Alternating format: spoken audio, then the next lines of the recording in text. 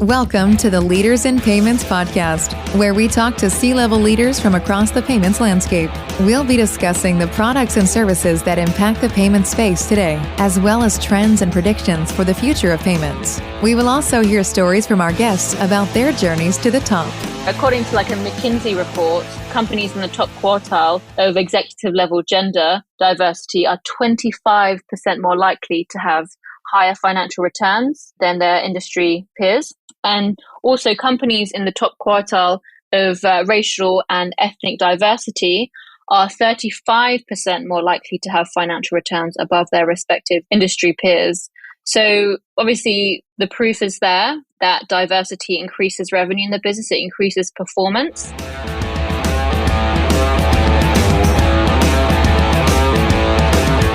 That was Lissele Pratt, co-founder and COO of Capitalixe, and she is my special guest this week on episode 213. And as my loyal listeners know, this is Diversity Inclusion Month for the Leaders in Payments podcast. And I can't think of a better guest to kick us off than Liz, who is a Forbes 30 Under 30 recipient and UK Fintech Diversity and Inclusion nominee. Capitalixe is a fintech consultancy that specializes in helping medium to high-risk companies obtain payments and banking solutions. Liz will be the first to say that her initial experience in finance found her in a company where she was the only ethnic woman out of a group of 50, the rest being white men. This experience in and of itself motivated her to create a company with diversity and inclusion as part of their DNA. Liz and I go on to talk about the necessities around diversity and inclusion as it relates to the success of the overall company, how she wove it into the foundation of her company, and why she believes you only achieve true success when you're able to help others achieve theirs too. We've got a great episode ahead, so let's get started.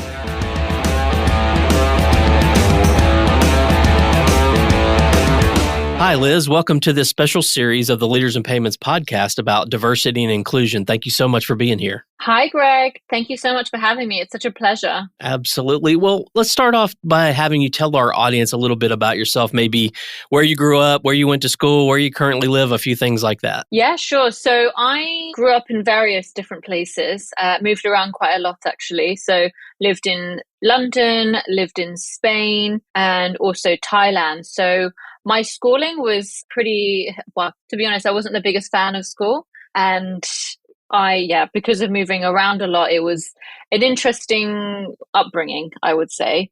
I currently live in Lisbon in Portugal. And because of my upbringing, I love to travel all the time. I'm always going away. I travel a lot back into London and I just try and get away as much as possible, which is also one of the reasons why I set up my business, actually. So we're fully remote.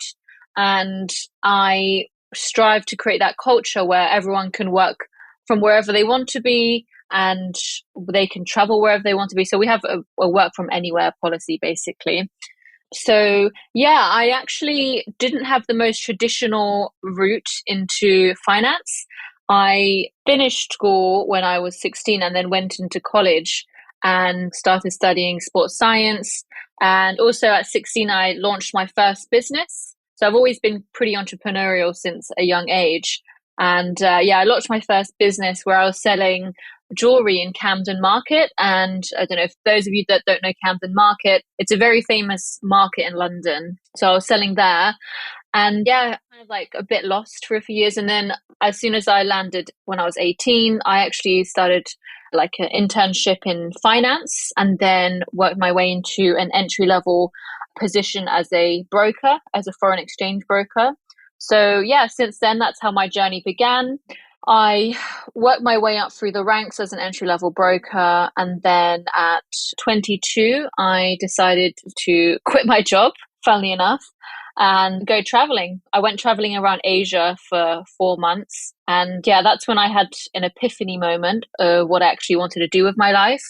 And that was to have the freedom to work from wherever I wanted and also instill that onto my team as well.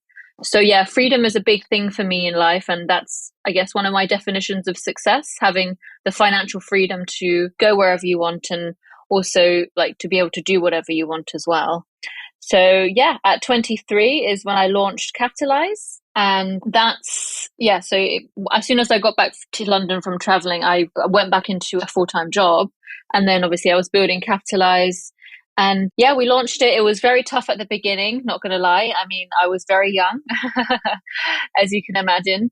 And I guess because I was so young, it's always good to be a bit naive, right? You have to take risks in life.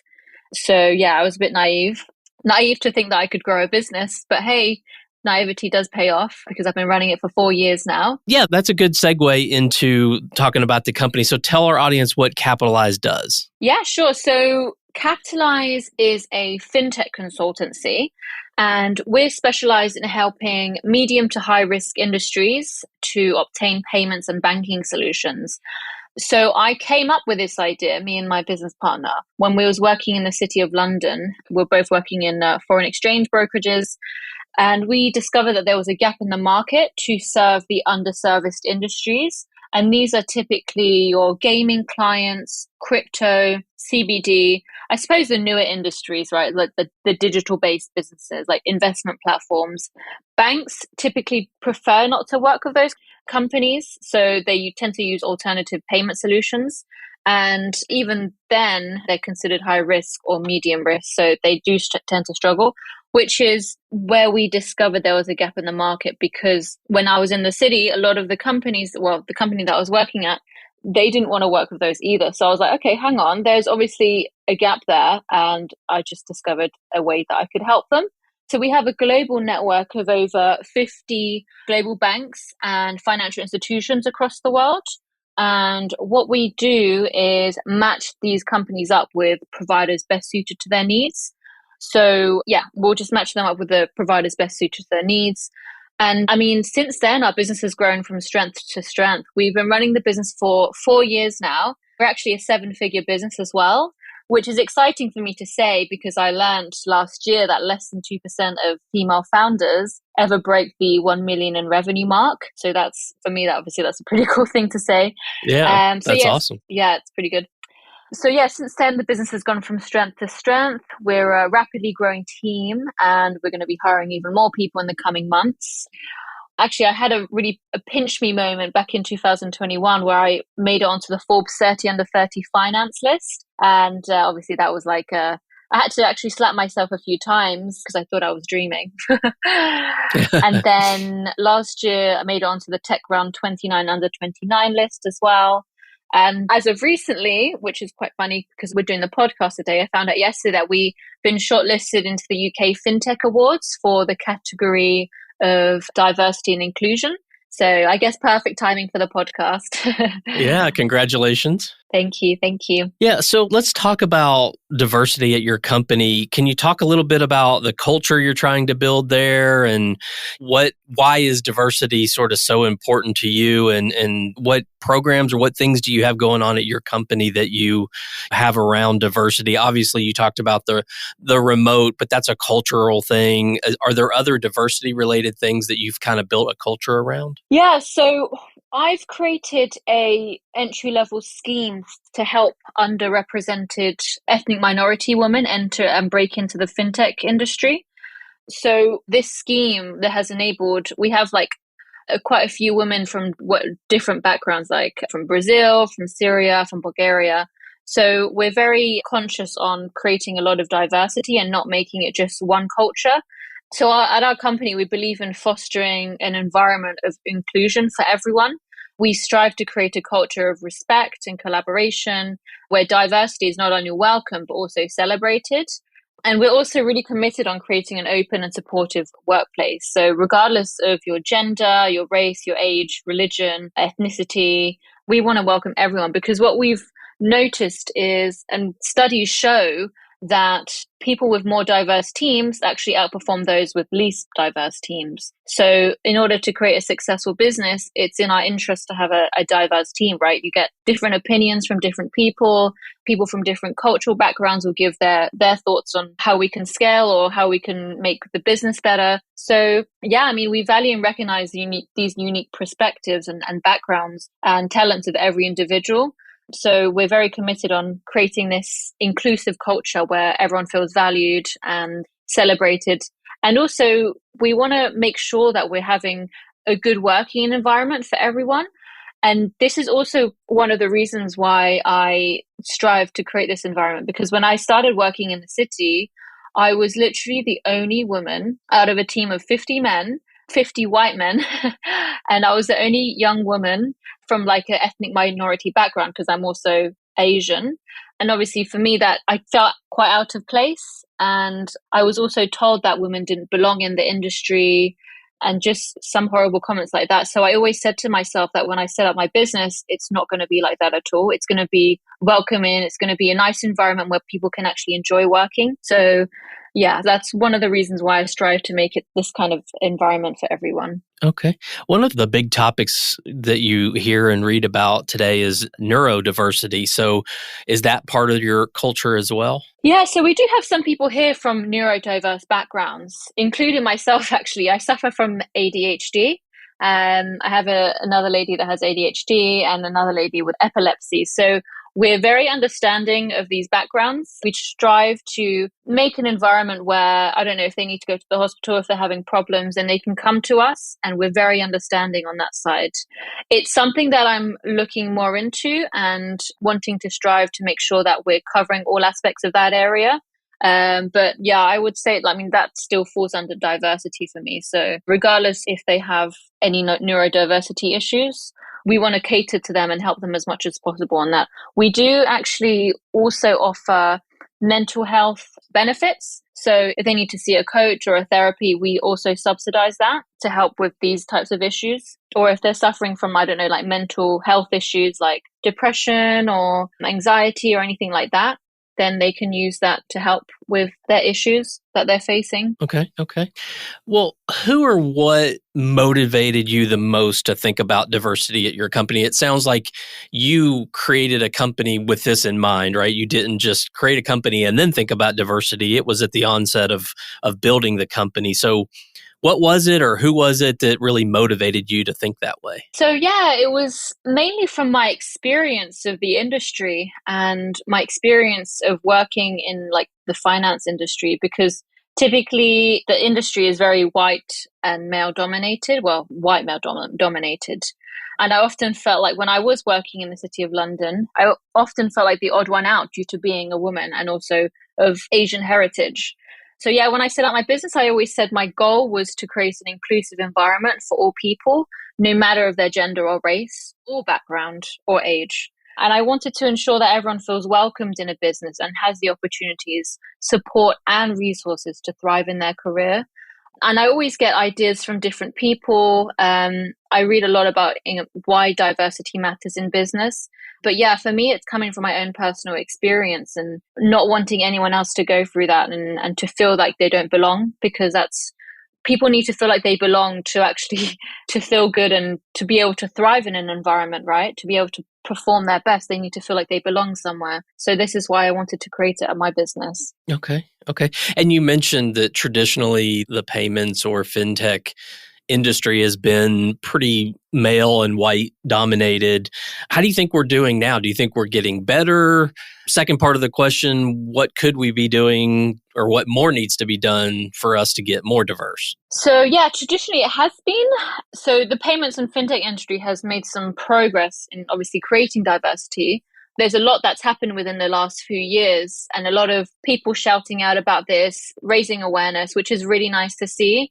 And also like the fact that you're doing this podcast is even more amazing, because it just helps to create more buzz around this. And, you know, when people start to speak up about things, that's when change really starts to happen. So doing podcasts like these, taking any opportunity that I can or anyone can to shout out about why diversity matters and why creating equality and inclusion matters as well, because that's when we're really going to create change. Because obviously your podcast has a big reach to people, right? And your LinkedIn and people seeing you post about that. And obviously it's just really nice to see. Like I've seen a lot of progress these past few years with a lot of allies jumping in. But yeah, I would say there is still much more that needs to be done. So I actually read some statistics the other day that in order for companies, what gains their interest is revenue, right, and performance.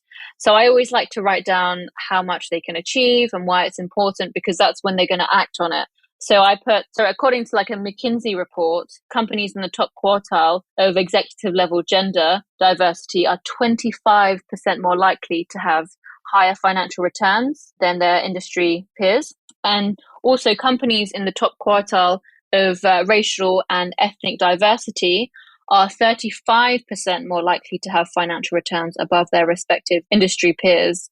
So obviously the proof is there that diversity increases revenue in the business, it increases performance. So there's no reason why companies can't do more to create a more inclusive environment if they want to have a successful business, right? But yeah, I've seen now a lot more companies are focusing on diversity initiatives, such as creating more diverse leaderships and hiring more women and minorities, which is really great. And there's also programs that are going around. These are usually from, I see it, but I think there's still more companies that can jump in and help. So I think the more awareness we can create, the more they can see the benefits in this, then the more people are going to start acting on it. So yeah, I just think the more we can create more awareness and also explain how they can do it is how we can really create change. Yeah, and that's what, to your point about this podcast, I mean, we dedicate the whole month of March to focus strictly on diversity and inclusion. We don't do our typical CEO interviews. We just do diversity and inclusion. And in July, we do women leaders in payments. And then even later in the year, we do financial inclusion. So to us, those are three topics that we feel the industry needs to elevate. And I'm hoping that we're making a little bit of a difference, and that, to your point, as people talk about it, things will get better. And this is just one small example, but I mean, you mentioned there are other organizations that you've been nominated for, and hopefully just everyone working together to bring these topics to the top and to the discussion. And then when you couple that with statistics that prove it, like you just mentioned, two of them, very, very strong and profound statistics that prove the value of a diverse leadership. I mean, to me, that just brings it all together. So anyway, just a little commentary from me there, but what specific programs, or are there specific programs that you're involved in today that help promote diversity in our industry? So I try and get involved in as many events and groups as possible, but I'll give you a few to name. So I do a lot of women in payments events. So I go to their networking events. And there's also women in Fintech events that happen in London, which I also attend. I'm also a startup mentor for Virgin Startups. So I do a lot of that for, obviously I don't charge anything. It's not for profit. And obviously it's created by the OG of entrepreneurs himself, which is Richard Branson. And I also end of last year, I've also started speaking at big events to promote diversity, such as Finance Magnets in London. I've actually also been invited to speak at a couple of other big finance events this year, which I can't actually name until it's officially announced. So stay tuned. But yeah, I'm always actively looking to get involved in the fintech and payments community as much as possible to help underrepresented groups. And I also get a lot of women reach out to me on LinkedIn asking for mentorship, which I always happily do in my free time. But yeah, I just think in order to create change and in order to promote diversity and inclusion and everything else, then we need to start helping and creating a rope ladder for the next generation of women. Yeah, and that means sharing your resources, sharing your time with them when you can, and helping them get to that next level. I have a saying, which I always love to say, is I believe you only achieve true success when you're able to help others achieve theirs too. Yeah, I love that. That's awesome. And you also founded an organization called Athena Founders. So can you tell us what that is and the purpose of it? Yeah, absolutely. So Athena Founders is a community I set up in Portugal, because when I initially created it, I was actually struggling to meet other female like-minded entrepreneurs. I was just thinking, where are these entrepreneurs? Where do they hang out? And I couldn't find it. So I created a community to connect them and network with each other. So we have over 2,000 women in our Facebook group. And we also have over 400 women in our Telegram group. And they're all the time messaging each other, connecting, networking, and everything else. I usually set up in-person events when I have the time as well to meet with them and discuss all things business. I've done a few events already, which have been pretty successful. Last year, we did an International Women's Day one, which was really lovely. We spoke about imposter syndrome, and it was just really nice to get everyone together and for them to meet other women who are, I don't know, startups, but also like connecting different level women, because there's ones who are looking to start their business, or there's ones like in startup phase, and there's ones who have like scaled their business to 7 figures. So it's nice to be able to have that connection with everyone and share knowledge. Okay. Is that organization outside of Portugal or just within the country? It's currently just within the country in Lisbon. Okay. Yeah. So getting towards the end here, and this is always one of my favorite questions because I feel like everyone has their own unique life experiences, so they bring a unique perspective to this. But what advice would you give other founders or leaders in companies around diversity and inclusion? So I would say my advice for other founders and leaders is to ensure that all members of the team are given equal opportunity to contribute and be heard. I mean, it's super important to create a culture where everyone feels comfortable to be themselves and where everyone feels valued and respected as well. So I would say that's super important. Also encouraging your team to have open communication, like have like an open door policy. If they have any issues, just be as open as possible so they can come to you about anything. They feel like it's best like your team don't hold anything in, and that they feel confident and comfortable enough to speak to you about anything about business. And then that's when you can really create a nice working environment for them. Also, I would say provide them with the necessary resources and ensure that everyone is given equal opportunities for advancement and recognition. That's where they can really thrive.